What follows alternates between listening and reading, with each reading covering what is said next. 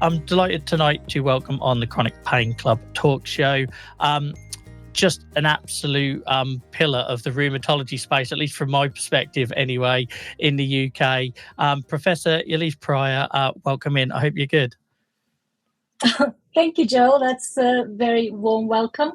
I'm really glad to be here. I've been listening to your podcast for a long time. Your podcast is a pillar of our rheumatology society in the UK. Yeah, so I'm honoured to be here. Thank you. And I should say Happy Mother's Day as well. So it's Mother's Day here in the UK. So thank you so much for joining us on Mother's Day. I feel slightly guilty, but I'm also very grateful you've given up your time for us. Not at all. I've had a very nice meal with my son, and my daughter is in Plymouth at the university, so I couldn't see her today, but I'm very happy to be here. He's listening downstairs. Oh, brilliant. I'm glad you had a great day. For anyone, I feel like I know you pretty well, and we were fortunate enough to meet very briefly last year as well at ULAR. But for anyone that hasn't come across who you are and what you do, I appreciate you wear quite a number of hats. Do you want to maybe just introduce yourself and tell us a bit about what you do? Of course, yes. So my background, I'm first and foremost a rheumatology occupational therapist. I worked many years in the NHS, but at the moment I'm full-time academic. I'm a professor of clinical rehabilitation at the University of Salford. As part of that role, I'm also the research environment lead for the school. I'm a program lead for prosthetics and orthotics doctoral school at the university. As you said, wear many hats, but it's all mostly about rheumatology and living with long-term conditions. And I guess I'm also a person living with long-term conditions, so I feel like I look from that lens a lot about the lived experience of things like chronic pain. Yeah. And that'll explain why we cross paths so many times, because of all the various involvements you've had. And it's just brilliant. Yeah. So like I say, from my perspective, I look forward to sort of, we'll dip into a few of those tonight. From my perspective, thank you for everything you do. And I think it's also worth me saying at this point, thank you for being sort of one of the, I don't think it's a minority anymore, but it did feel like at the time in terms of like wanting to listen to that patient experience and people like me, and what we're trying to raise awareness of, because that really comes across that you're sort of like, you're listening to that side of things. And just on behalf of the community, a big thank you for that. And I'm sure that's one of the reasons why you're so very much popular on the likes of Twitter and everything else. Oh, thank you. I mean, to be honest, I feel I'm part of that community. So I feel more of a person living with a long-term condition than an academic most of the time. So because my main job is research, I see the benefits of working with patient research partners so much. They are the ones who brings really the original ideas, the innovative things, the best research questions. So if there are still academics out there not valuing that, then they will be at the losing end. Mostly I think everybody is on board. But there are still a long way to go for acknowledging that input and have a proper co-design for studies. I think we are on the right path to that destination which seemed quite a long way away, like let's say 10 years ago. Yeah, it really is coming across like how well we've had people on here who have talked about, person-centered approaches and co-production and this sort of thing, which when we started this show, absolutely, we just wouldn't. It would just be patients talking to patients. So I'm really grateful for the likes of yourselves and those sort of like, I want to say early adopters, there's got to be a better word for it, but you know what I mean? Those people that are already in tune to that, because even in the sort of 5 years I've been doing all of this, you've really felt the change, and it genuinely gives patients like myself, and I'm sure yourself as well, like hope, the hope that there is a change coming, and that patient voice is going to be very much part of it and shared decision making, etc., going forward. So thank you again for being a big part of that and giving us that. Thank you, Joel, because I think that change is mostly to do with people like you. So you were saying quite rightly, you're doing this podcast and it looks all nice, colors, it smiles, and we're all having good fun. But I mean, and I can't see that skin problems you mentioned on it because your skin looks perfect. But I think it's that this always puts a bit of a filter, doesn't it? Is on the online, but it's what you're doing is the most difficult thing, and voicing out difficult conversations, and that is what making the difference, rather than us academic trying to, I think, talk about it to each other. Yes, thank you so much. Yeah, that definitely fuels me for another couple of months. I appreciate it. Good, good. I don't take compliments very well, but I'm getting better. I'm trying to get better. So, in terms of like your lived experience, do you want to tell us a little bit about what condition? Because I believe you've got a couple of autoimmune conditions. What ones you live with, and how that sort of started and presented, and feel free to go as deep with this as you like, because our audience very much interested in this side of things. Yes, I lived with the pain, especially chronic pain, all my life. I can't remember because I was age 7. I remember going on this summer holiday, which is probably the single holiday I had in my childhood, because I haven't had a very privileged childhood either. And after the holiday, I come up in lots of rashes and really, sore throat and painful joints. And it took a while to diagnose, but I was bedridden and missed almost a year in school, that I was diagnosed with juvenile idiopathic arthritis, JIA. At the time, they were looking at also things like, first they thought it was rheumatic fever, but I had, I'm quite not sure how it led to it, because the medical kind of records is not as good in Turkey. I should mention I'm originally from Turkey, Istanbul, Turkey, and I came to the UK 24 years ago, age 22. I'll let you do the maths as how old I am. So I was diagnosed with JIA, and I had a very painful sort of few years following that, and access to treatment wasn't great either. So I was treated with penicillin injections monthly, which led to then antibiotic resistance as well, quite a bit, and kind of ruined my tooth. They wouldn't do those that things now as a treatment of JIA at all.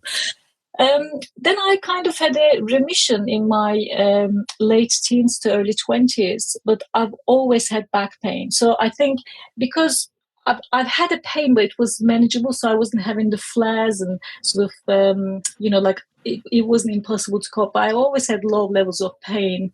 And when I became mother for the first time at the age of 24, and I had a very big baby, my son was like about 10 pounds, and I was quite a small frame. I'm 5'3.5", quite petite. So my back pain was horrendous, and at the time I kept going backwards and forwards to the GP. I was kind of fobbed off because I had my son, and then 15 months later I had my daughter, so they were very close to each other. And so a lot of my symptoms was saying that, oh, you had 2 babies, they were quite big babies, was sitting on your back, and, it was in the posterior position. And then it was, oh, you're studying, you're working, you're sitting on the laptop, it's like that's why you have back pain, you need to exercise more. It wasn't until actually after several, and this is called, you have to consider, put in the context, I was working in the NHS as a rheumatology occupational therapist, and I knew all my symptoms were symptoms of axial spondyloarthritis, and I had a family history of axSpA in my dad's side.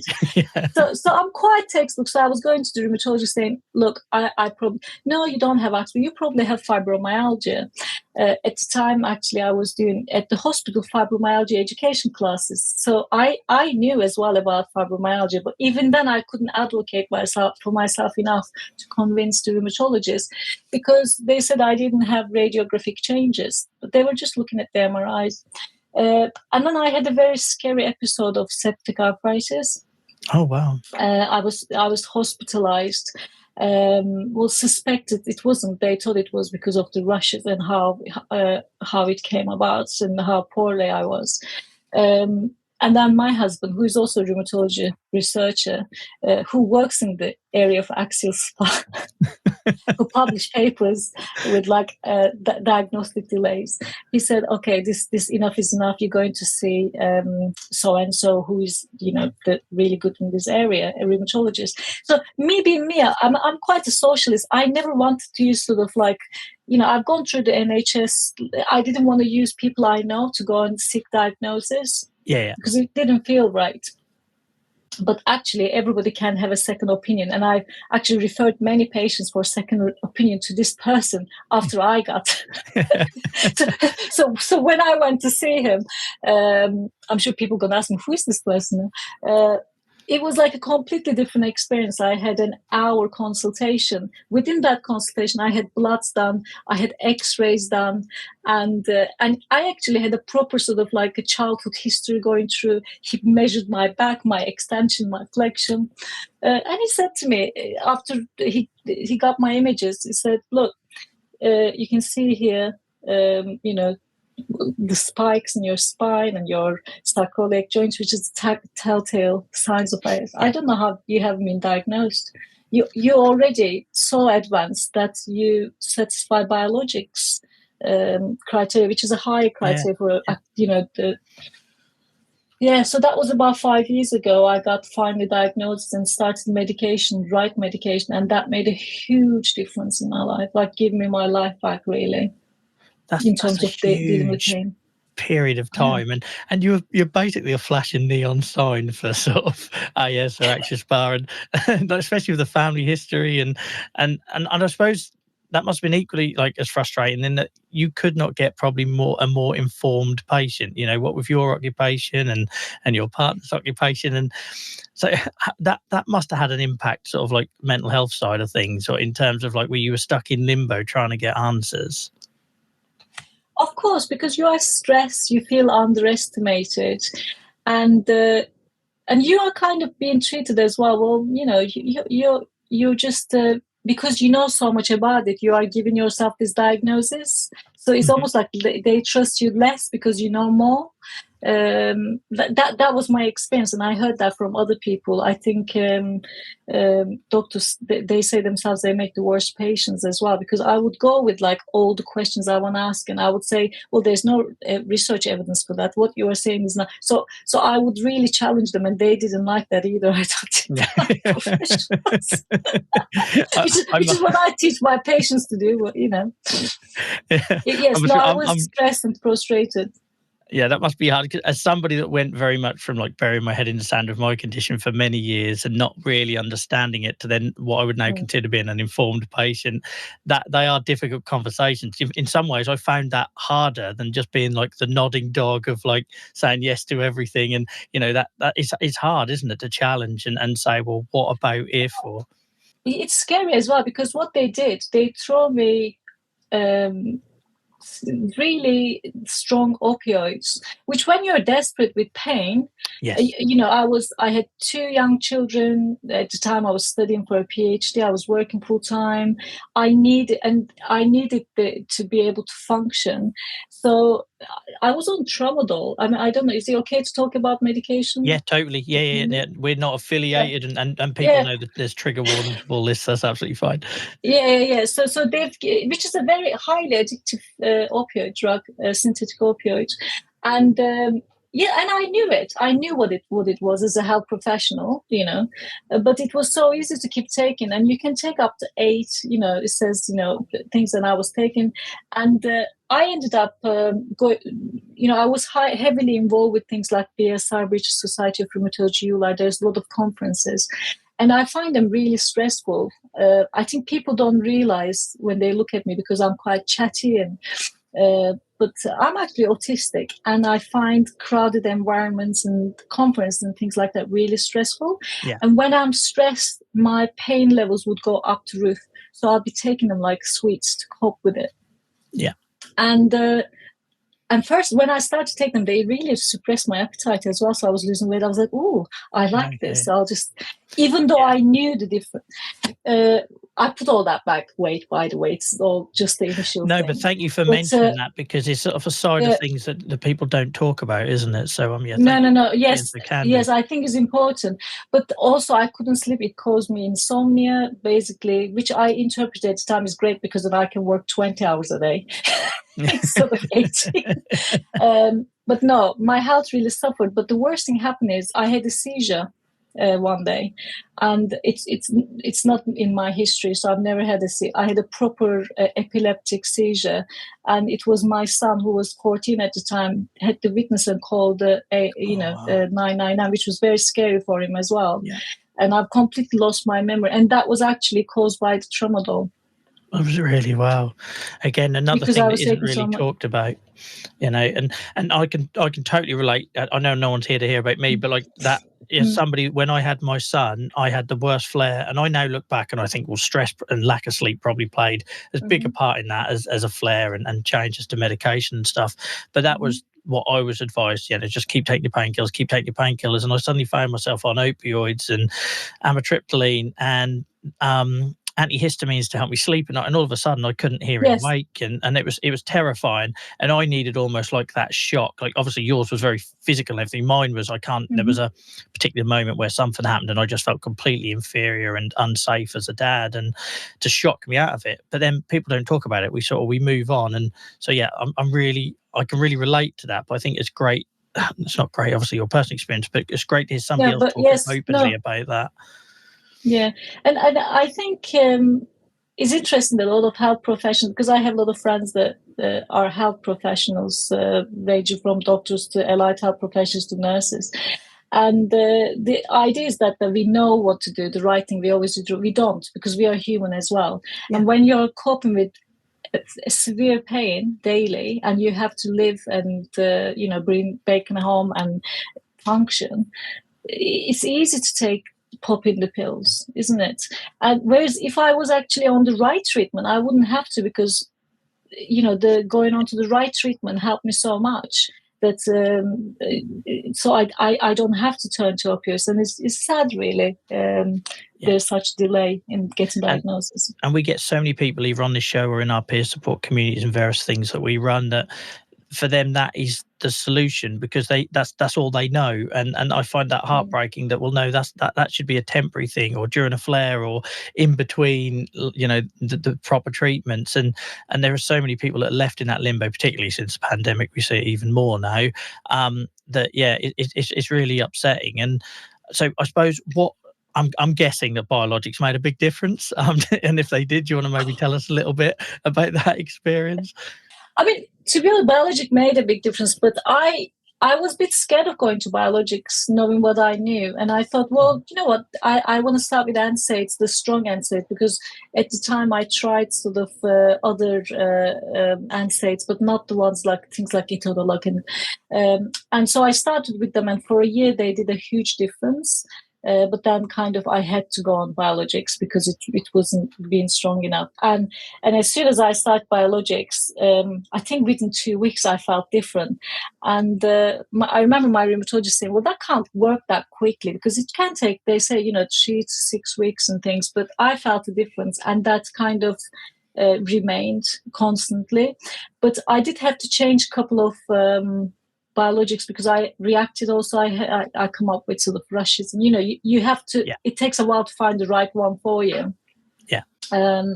And thankfully the last one I am on, I have been on it for nearly 3 years now, and I'm doing quite well.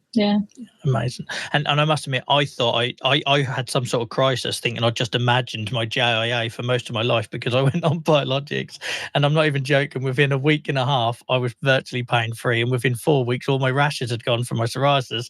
And I thought, is this like, have I just been imagining? Because it felt fairy tale stuff. And I think because of my age and generation, everything, I was the kid who would be told there's this stuff on the horizon that's going to help, but they didn't exist when we were, when I was a teenager, on things like sulfasalazine and methotrexate and that. So to suddenly have this thing available that worked so unbelievably quickly and obviously, I was very emotional for several months after that, and I imagine it probably had a similar effect for you, didn't it, to know that there's this other way of living.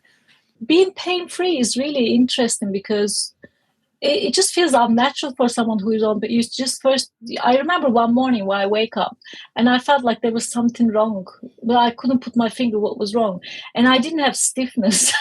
I actually could just get out the bed, like, because every morning I would wake up in an agony. Mornings were awful. I mean, my stiffness would get better after half an hour, kind of more, had the hot shower and stuff. But yeah, it's just that, and I used to have so much chest pain as well.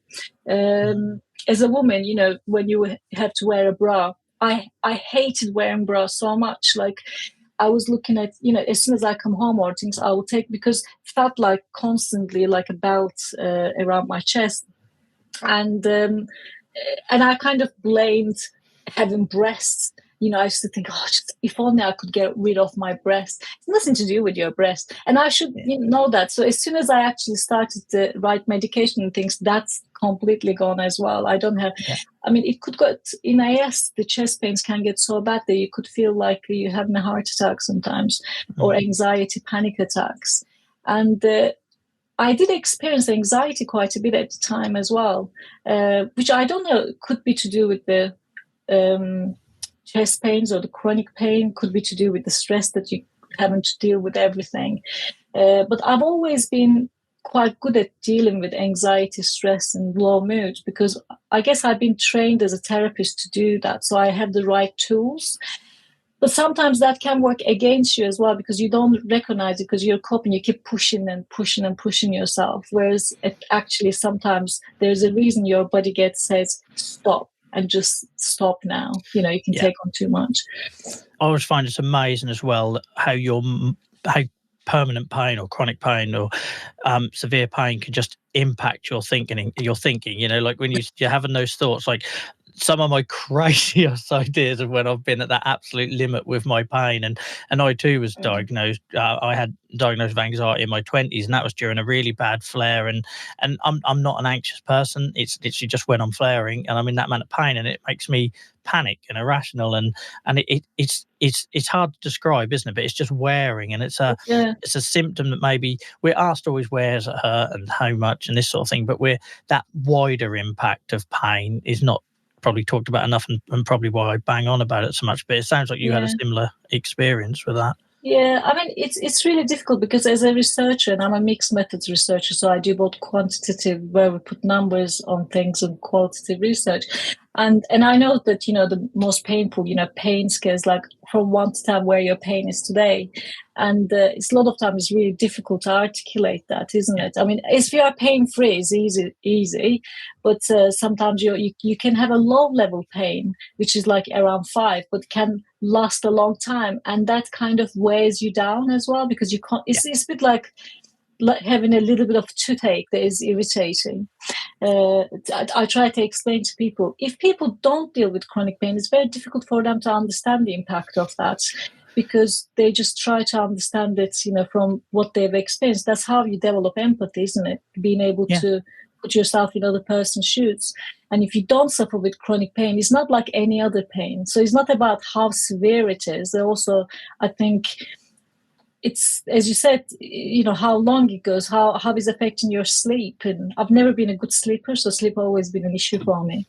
Yeah. That word resilience, and I apologise to long-term watchers or listeners to this, because I seem to bring it up every other week, but it is, so I can say my pain is an 8 out of 10 today, and then tomorrow I've got a couple of bills that are due, or I didn't get any sleep, or, maybe that flare in my knee has turned into a flare into my knee and my ankle, and suddenly I'm rating that pain a lot higher, because my ability to cope with it has changed, not necessarily the pain itself. And yeah, I'm a big champion of like moving towards a way where we can sort of measure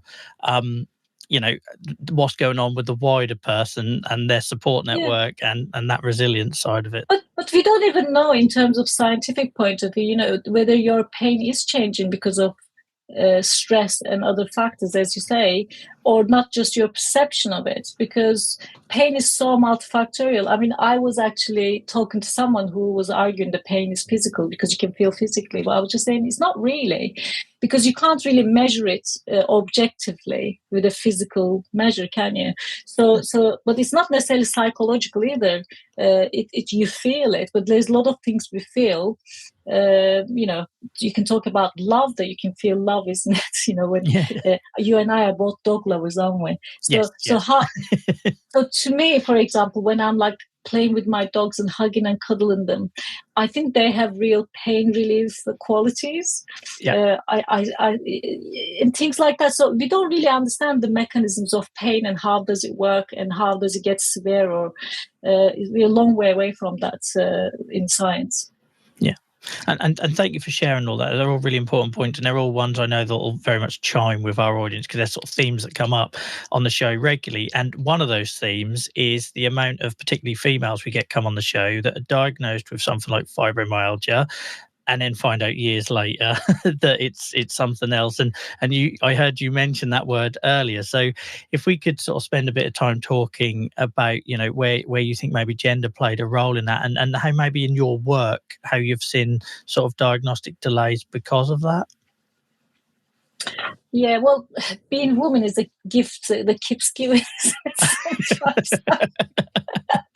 So you start in your teenage years with periods.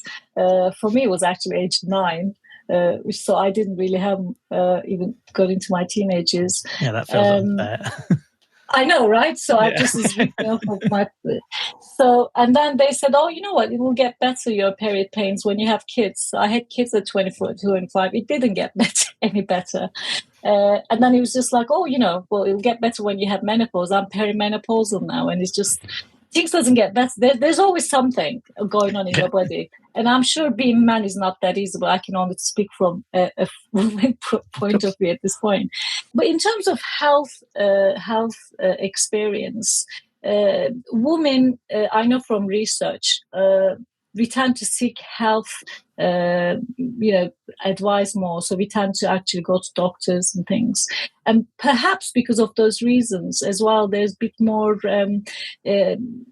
systemic bias going around in healthcare towards women, especially if you're constantly going about something like chronic pain, just like becomes a revolving door. And I know my patients told me, I felt like a hypochondriac because I'm always going with the same thing or different things because other things gets wrong as well, isn't it? When you have chronic pain or joint pain, it can affect your bowels. It can start, you've got headaches as well. Then it's just something else goes wrong all the time.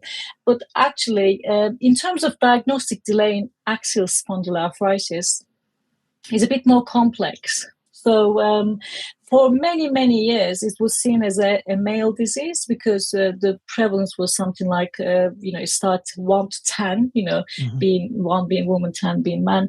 In the recent years, then gone down to 2 to 3 to 1. But now we know and understand more about the symptoms and how it can actually be insidious and start. And also the technology is developed more, like MRIs and things. It's actually 50-50, so it is just as common in women as it is in men.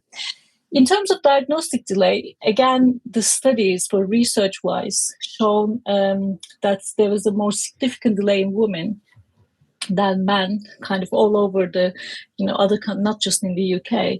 But there was a latest systematic review in 2022, which was done by Charles Hay and my husband as well, and which he kindly reminded me that they didn't find, when they looked at 13, 14 countries, they didn't find any difference by sex in terms of diagnostic delay. It's complicated because how it is measured. So how do you measure diagnostic delay? So some people say that my back pain started in early 20s, right? So but I wasn't diagnosed till, 45. So how do I then, is my diagnostic delay 25 years? Or do I just count it then going back to first time I thought, I think this is AS and 8 years. So I go on and ask. And also how it's measured is complicated, as well as how the data is presented without making it too complicated. So, for example, we knew for many years in the UK was about 8 years. And that was based on the mean data, which is, you take all the studies and divide it by the number of studies and you get, but the data is quite skewed. So it's one side because diagnostics, the delay kind of changes from, 2 years to 10 years. So then you have to look at the mean, which is the sort of most commonly, presented in that, if you look at the data this way skewed. And that's more about sort of 2 to 6 years. But that's still not acceptable, is it? It's still unacceptable, still a long delay. And this is why, for example, I have damage on my both sacroiliac joints and the spine, which you cannot regenerate. So that's done. And I have to be on these very expensive biologics probably for the rest of my life, which if I was diagnosed earlier, wouldn't have been. And so it will save money, both the NHS, countless consultations, my quality of life. Yeah. So, and in terms of women, your other question, we know that more women is diagnosed with fibromyalgia. Yeah.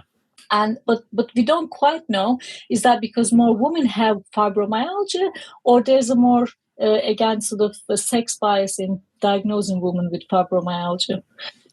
So I think we are a bit premature, the studies. We need to do a lot more studies to understand the sex bias in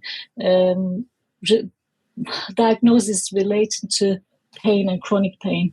Yeah, like you say, it's a really complicated subject, and you have also got that element of men traditionally, but particularly in the UK, not being great at coming forward when they have problems, especially with pain. So, and that skews everything. But thank you for explaining that so beautifully and clearly. One thing I want to ask you is, like, on your experience. Obviously, you live with axSpA, and I know we haven't talked about it, but osteoarthritis as well, and plus you've mentioned being on the autistic spectrum. In any of your personal experiences, did you feel like gender played a part? Like, is that something that was like you could perceive as the patient? And if so, would you mind sharing a little bit about those? Yeah, I think in terms of my personal experience, I would say absolutely, because a lot of my pain, my back pain, was attributed to giving birth and having carried heavy babies, even because you get in axial spondyloarthritis a lot of pelvis pain and sacroiliac joints is, and the low back pain. So and I know that actually there are studies, because I've been to APPG, which is all parties parliamentary group for axial-SpA meeting. When I was the vice president of British Society of Rheumatology, I was quite privileged to chair actually that APPG in the parliament. And there was a study done on women saying that how the qualitative study showing women's perspectives on sharing back pain is because the main symptoms of axial spondyloarthritis is back pain, and mechanical back pain is so common. Yeah, is one of the two most common consultations in the UK, the mental health and back pain, and therefore a lot of people do get missed out. So yes, I feel really strongly about this, and because of this, actually, currently we have a study funded after many years of preparatory research by NHR program grants, which is going to last 6 years, to look into this diagnostic, improving the diagnostic delay in axial spondyloarthritis by looking at how primary care physicians like GPs or other primary care practitioners like advanced physiotherapists, etc., picks up non-inflammatory back pain, and how is that different to inflammatory back pain. So that's a quite difficult differentiation. But actually, it's very easy to, if you have blood tests, and if you, for example, try anti-inflammatories for a while and see if there's improvement, it's not that hard to establish as inflammatory. Yeah, you're clearly a professional at that, because my next question was going to ask you about that study. So thank you for talking about that. And I suppose it's definitely, like, from your, thanks for sharing all you have about as a patient, from your professional position as well. Like, where do you see, like, do you see hope on the horizon? We've talked about patient involvement and the importance of lived experience already, but in terms of like from a research point of view, or the direction of travel from the various hats that you wear, I'm just thinking about the people that are watching this, that are maybe looking for hope or a little bit of change. Is there anything you see coming on the horizon that sort of offers that? Yes, I mean, this study called IDEAL study, which really hope that will make difference, because we will be trialing an ideal pathway to speed up the diagnosis in axial-SpA compared to the usual care. There are lots of other studies going both qualitative and quantitative to actually improve the diagnosis. But I am also interested in looking at from neurodiversity point of view, because I haven't got my diagnosis of autism until really later, until I was 45. And since then, I sort of started to look at things very differently, because there are a lot of studies coming up, people, especially young people, autism, how they perceive also, for example, pain and things could be different, and how they interpret and how we are seen at clinics. So, for example, autistic people tend to be more matter of fact, and how we express our feelings is not as perhaps not similar to neurotypical people. So then you could be underestimated in terms of how much pain you're experiencing and things like that. And there's also, for example, gender dysphoria is quite common in young autistic people or people with ADHD. And things like eating disorders, and then these are all kind of linked to chronic pain because of childhood trauma, not getting diagnosis.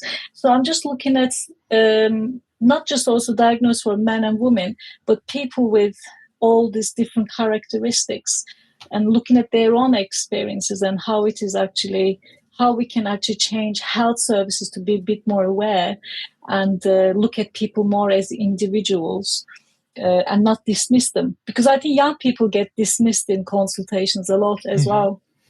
Yeah, and I think as well, people forget that those experiences shape a patient's journey with their condition. As somebody that had my disease from a very young age and spent a lot of years basically being talked over my head to my parents and everything, suddenly I become an adult and I have to sort of talk about my condition, and it shapes it shapes what's important, what you perceive, whether it's pain is important or that symptom is important.